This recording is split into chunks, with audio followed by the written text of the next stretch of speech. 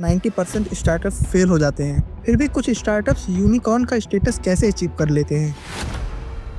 इसका जवाब है वेंचर कैपिटल, एक ऐसा गेम चेंजर जो रिस्क उठाता है और नए बिजनेस मॉडल्स को नए हाइट्स तक ले जाता है। ये कहानी है उन इन्वेस्टमेंट्स की जो फाउंडर्स को बिलियनियर और इन्वेस्टर्स को मिलियनियर बना देता है। ये डॉक्यूमेंट्री तुम्हें दिखाएगी कि कैसे वीसी फंडिंग एक स्टार्टअप को $1 बिलियन एम्पायर में बदल सकता है।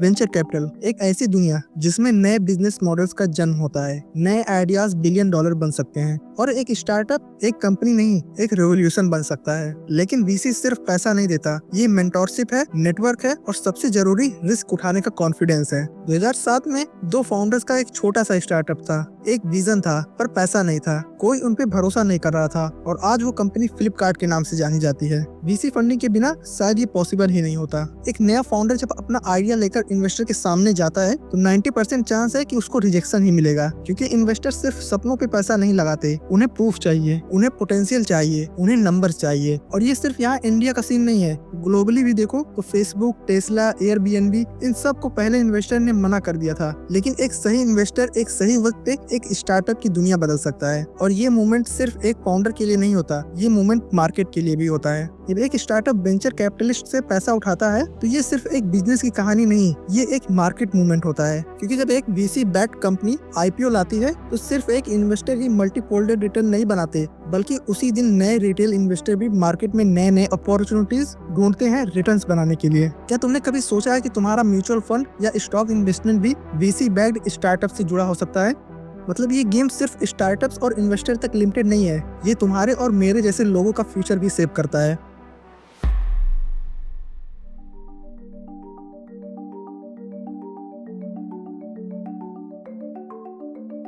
जब एक स्टार्टअप को पहली बार वीसी फंडिंग मिलता है तब क्या होता होगा? ऑफिस खोला जाता है, नई हायरिंग शुरू होती है या फिर प्रोडक्ट बनने लगता है? इसका आंसर है प्रोडक्ट बनने लगता है। लेकिन ये सिर्फ शुरुआत होती है। एक यंग फाउंडर अपने लैपटॉप पर एक प्लान लिख रहा होता है, मीटिंग्स करता है, रिजेक्शंस मिलते हैं, लेकिन फिर एक दिन एक इन्वेस्टर यस बोलता है। पर बस यहाँ तक काफी नहीं है, सीड फंडिंग मिलते ही स्टार्टअप का रियल टेस्ट शुरू होता है। इन्वेस्टर्स अब मैट्रिक्स मांगते हैं, स्केलेबिलिटी का प्रूफ मांगते हैं और हर मूव के इम्पैक्ट को दिखाना पड़ता है। वीसी फंडिंग का एक गोल्डन रूल है, अगर एक स्टार्टअप फास्ट ग्रो नहीं कर रहा है तो वो मर जाएगा।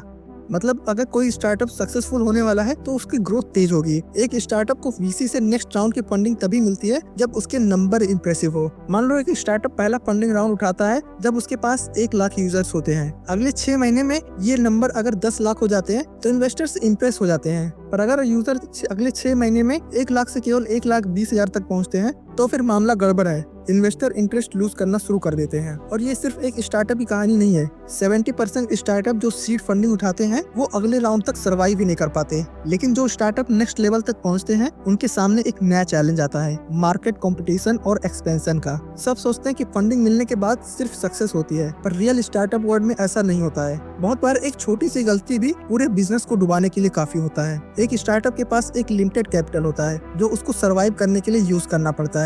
वीसीज देखते हैं कि स्टार्टअप कितने टाइम तक अपनी फंडिंग के बिना सर्वाइव कर सकता है, इसको कहते हैं रनवे। और अगर किसी स्टार्टअप का बर्न रेट ज्यादा है तो रनवे शॉर्ट हो जाता है और स्टार्टअप धीरे धीरे बैंकरप्सी की तरफ जाने लगता है। फॉर एग्जांपल, जब स्नैपडील ने एग्रेसिव एक्सपेंशन किया, उनका बर्न रेट बहुत हाई हो गया। उन्होंने 2015 से 16 में $300 मिलियन से भी ज्यादा खर्च कर दिया, लेकिन एक्सपेक्टेड रिटर्न नहीं आया और 2017 तक कंपनी कोलैप्स होने के एज पर आ गई थी। पर ये हर स्टार्टअप की कहानी नहीं है। जो कंपनीज फंडिंग का सही यूज करती हैं, वो आईपीओ की तरफ बढ़ती हैं। स्टार्टअप सिर्फ मार्केट चैलेंजेस फेस नहीं करते, कभी कभी गवर्नमेंट रेगुलेशंस भी गेम चेंजिंग फैक्टर्स होते हैं। जैसे कि 2018 से पहले क्रिप्टो करेंसी स्टार्टअप्स इंडिया में बूम कर रहे थे, लेकिन 2018 में आरबीआई ने क्रिप्टो बैंकिंग पे रेस्ट्रिक्शन लगा दी और इसका रिजल्ट ये हुआ कि VC backed crypto startup shut down हो गए। रेगुलेशंस अनप्रेडिक्टेबल होते हैं और किसी भी स्टार्टअप के लिए ये एक बड़ा रिस्क फैक्टर हो सकता है। लेकिन अगर एक स्टार्टअप इन सब चैलेंजेस को क्रॉस कर जाए तो अगला लेवल होता है आईपीओ का।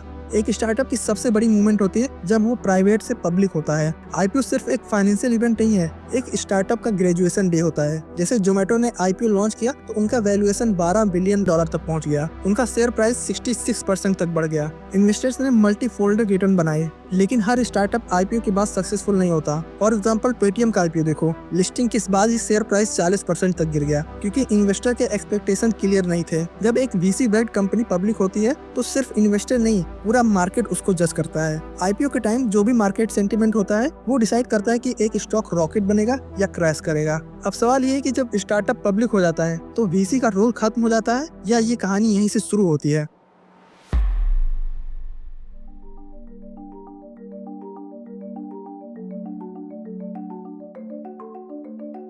आईपीओ होने के बाद एक स्टार्टअप एक पब्लिक कंपनी बन जाता है, पर ये जर्नी क्या यहाँ पे खत्म होती है? बिल्कुल नहीं। आईपीओ सिर्फ एक माइलस्टोन है और असली टेस्ट तो अब शुरू होता है। एक प्राइवेट स्टार्टअप को इन्वेस्टर के सामने रिपोर्ट देनी होती है, हर क्वार्टर नंबर देने पड़ते हैं, हर एनालिस्ट का सवाल सुनना पड़ता है और हर निगेटिव न्यूज का असर स्टॉक प्राइस पे दिखने को मिलता है। जैसे कि पेटीएम का आईपीओ जब लिस्ट हुआ था, लोग सोच रहे थे कि ये दूसरे फिनटेक यूनिकॉर्न को इंस्पायर करेगा, लेकिन एक महीने में शेयर प्राइस 40% गिर गया और इन्वेस्टर्स का कॉन्फिडेंस हिल गया। क्यों? क्योंकि पब्लिक मार्केट में सिर्फ ग्रोथ स्टोरी नहीं चाहिए, प्रॉफिटेबिलिटी भी चाहिए। आईपीओ के बाद स्टार्टअप सिर्फ फाउंडर का नहीं, पब्लिक इन्वेस्टर का भी होता है। नायका की फाउंडर फाल्गुनी नायर ने अपने आईपीओ के बाद इंडिया की richest self made women billionaire बन गई थी। सिर्फ एक लिस्टिंग के बाद उनका नेटवर्थ $6.5 बिलियन हो गया। लेकिन वहीं स्नैपडील जैसे स्टार्टअप्स को देखो, वो आईपीओ तक पहुंच ही नहीं पाए, उनकी वैल्यूएशन पहले ही क्रैश हो गई। जो यूनिकॉर्न एक दिन 1 बिलियन का था, अगले दिन सिर्फ एक स्ट्रगलिंग कंपनी बन के रह गया। पर जब एक स्टार्टअप पब्लिक हो जाता है तो वीसीज का क्या रोल होता है? क्या वो नए बिजनेस ढूंढने निकल जाते हैं या फिर अभी भी इन्वेस्टेड रहते हैं? देखिए, वेंचर कैपिटलिस्ट का एक गोल्डन रूल होता है, पैसा तभी बनेगा जब एग्जिट प्लान परफेक्ट होगा।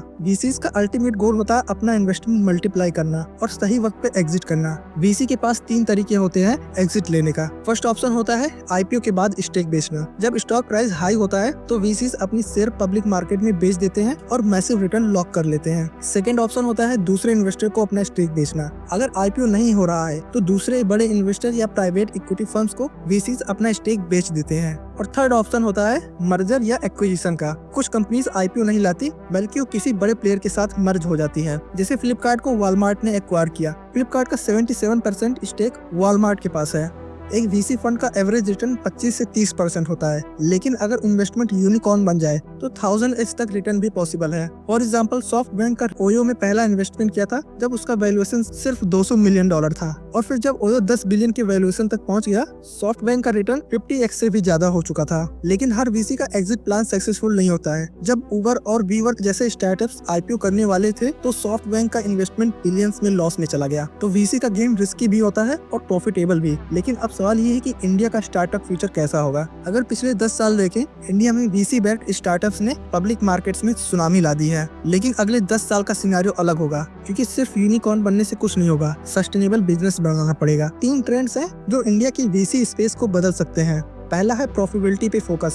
अगले 5 साल में सिर्फ वही स्टार्टअप सर्वाइव करेंगे जो सिर्फ ग्रोथ नहीं, प्रॉफिट भी दिखा सके। सेकंड है डीप टेक और एआई स्टार्टअप्स का बूम, जिसमें आर्टिफिशियल इंटेलिजेंस, ब्लॉकचेन और ग्रीन टेक जैसे सेक्टर्स में वीसी फंडिंग सर्ज होने वाली है। थर्ड है रिटेल इन्वेस्टर का बड़ा रोल। अब सिर्फ बड़े इन्वेस्टर ही नहीं, रिटेल इन्वेस्टर्स भी स्टार्टअप आईपीओस में मेजर रोल प्ले करेंगे। जोमेटो और नायका जैसे आईपीओस ने ये प्रूव कर दिया है।